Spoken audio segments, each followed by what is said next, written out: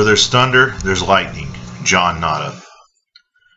So I get a call at 7 o'clock this morning from a buddy of mine I work with.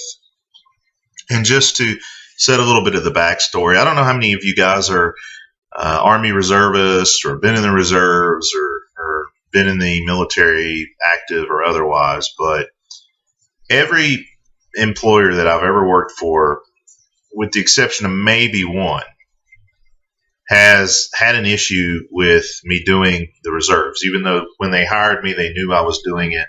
It wasn't like they hired me and then I joined the reserves. This was something that they knew up front and, claimed to support and thought was just wonderful. And they love the tax write-off that they get for it. A lot of companies and businesses and things get a certain amount of write-off on your back, essentially, for hiring reservists. And basically, what the story is here is there were some classes that I needed to maintain employment where I work at.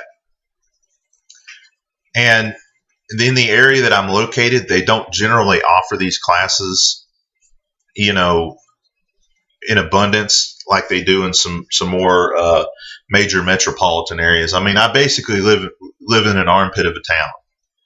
A one-horse town or at times even a no-horse town.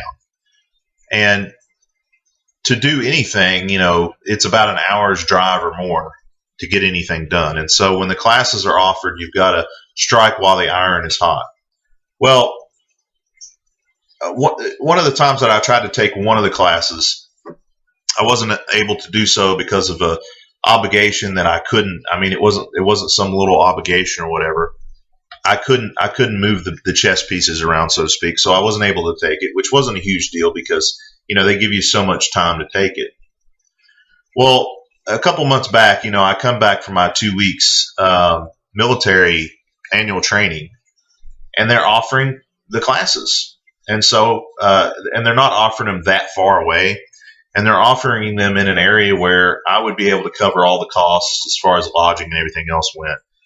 All they'd have to do is give me the time to go take them. And they wouldn't do it. And the reason that they wouldn't do it is because, their explanation was, we don't ever send anybody that far, which again, it was like maybe, a couple hours at the most. But what it really had to do with was the fact that they said, you had already been gone for too long. You had already been gone for, 2 weeks and we're not about to send you, a few hours away to take a class for a day. But yet they sent someone else to the same exact area to do not a class, but like a competition. It wasn't anything essential to their employment. And not only did they send this person, but they also paid for all the, accommodations and everything else. It was all, the bill was footed by the company. So that kind of left me wondering, like, my value to these people.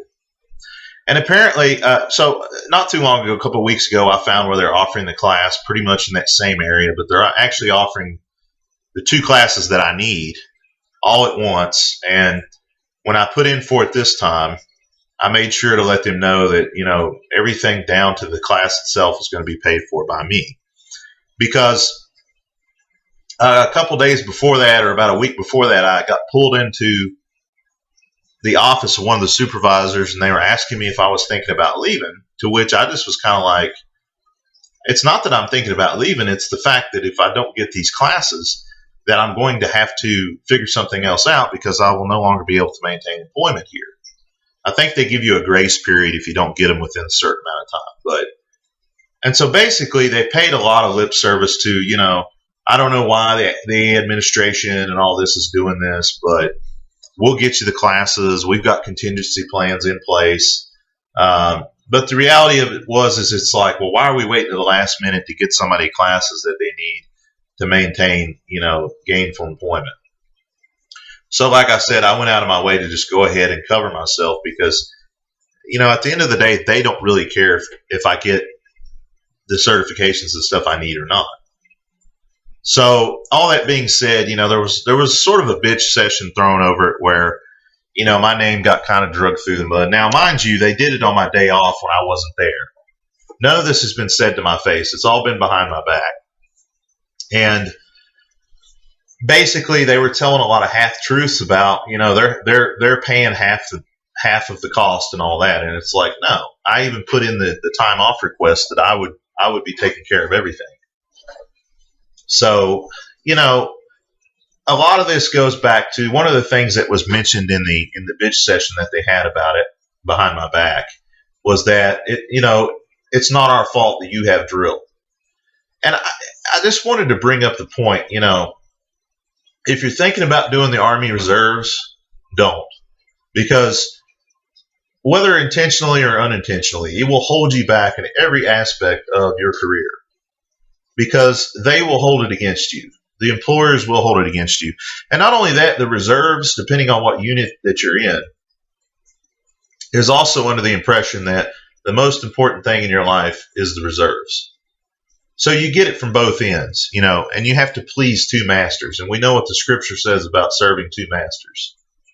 So that's just not even worth it for the college benefits. Find something else out, do something else, put yourself through college, work 2 or 3 jobs. Trust me, it will be a lot easier because your reserve service will not be appreciated.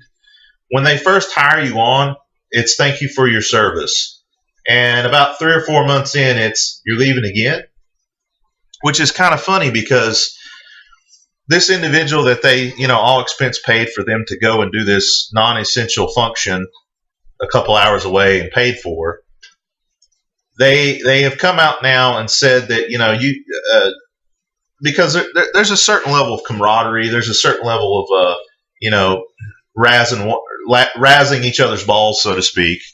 And they're the first one to walk in the office and make some comment. They're the first one to, as Tupac once said, if I don't want to get knocked out, I don't step in the ring. And they're the first ones to step in the ring. So they come in, talk shit about everybody. We give it to them back a little bit. I thought it was a little bit of friendly banter back and forth. And well, now they've come out and said, you can't talk shit to this person, and they've given them sort of like a de facto promotion almost to ensure that doesn't happen. Yet I don't know how many times, and this is a male, by the way. I'm not, this just kind of goes to show you, it's not always just women, but in this particular case, it is a guy, and they're the first ones to make a comment about me leaving for the reserves, or the first one to make a comment when I come back from drill weekend, and just totally shitting on, me volunteering my time to serve the country or whatever. Now, that being said, they gave another person a week off, just out of the blue, just take a week off. Now, this was a female, because they had all this stuff going on at their house. They had all this family issues going on. They were having an existential crisis. And they just gave them a week off, and there were no consequences or anything like that. Here, just take the week off. Take all the time you need, sweetheart. But I asked for a day off to travel to get certifications I need and the classes are going to be on an already scheduled day off. And you would thought that I, slaughtered a goat on their desk. And it's just kind of funny to me because they're always, it's a bunch of boomers there, always bringing up the snowflake mentality, the snowflakes. But yet they're the biggest snowflakes of all. They're scared to death to tell this chick, you know what, get your shit together on your own time. You've got a job to do. You've got work to do here. No, they got to give her a week off because they don't want to get sued.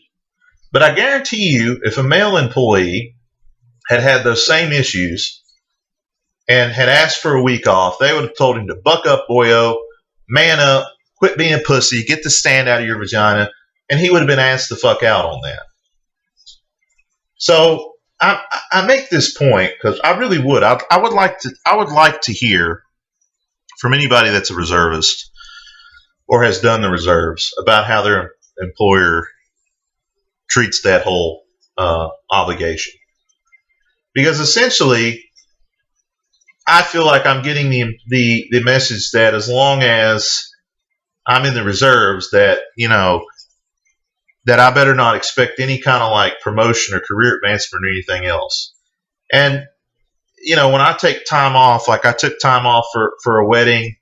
I didn't even get to go to my grandma's funeral back last December because of how far away it was and everything else. I did get to see her in hospice before she passed away. So it was good to be able to get closure in that sense.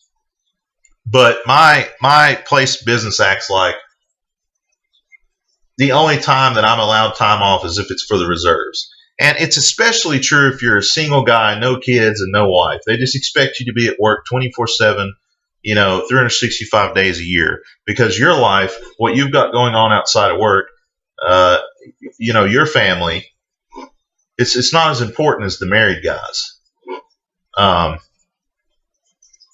it's just funny because they say that they support you, and they pay a lot of lip service to supporting the troops and supporting reservists and all this kind of stuff until it's actually time to do the supporting.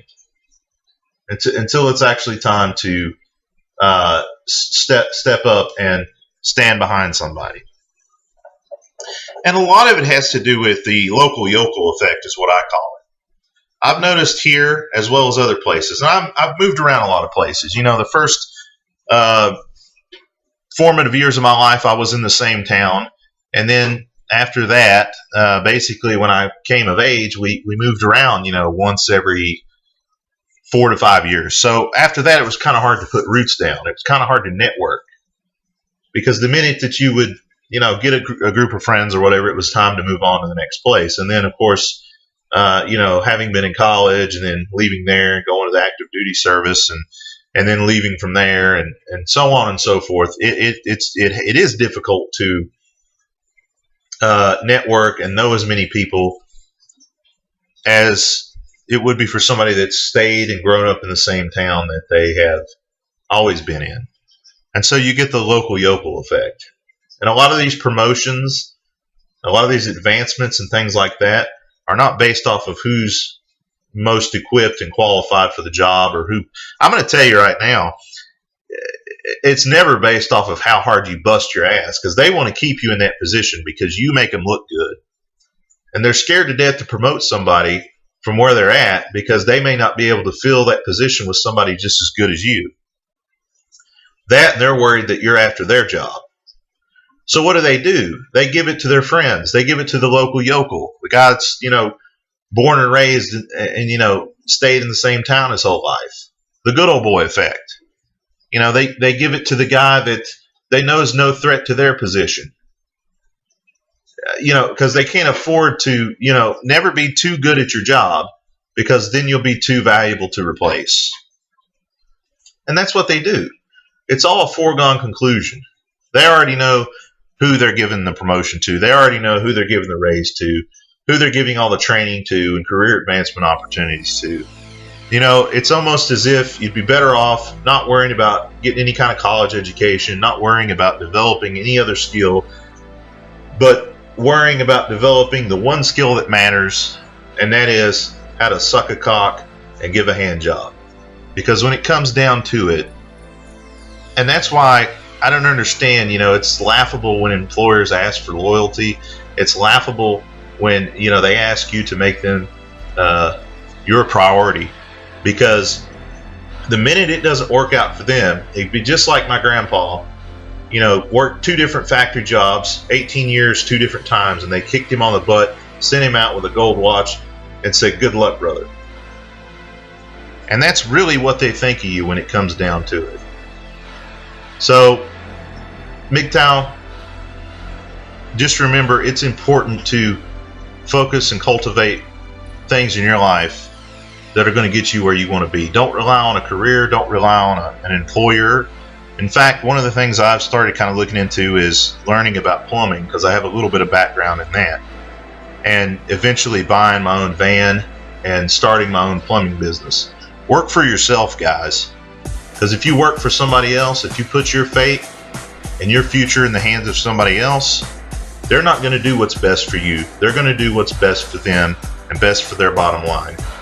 And If that means getting rid of you, then they'll get rid of you. They've got no loyalty to you. Remember, guys, MGTOW is the way, MGTOW is freedom, and you are free to do as you're told.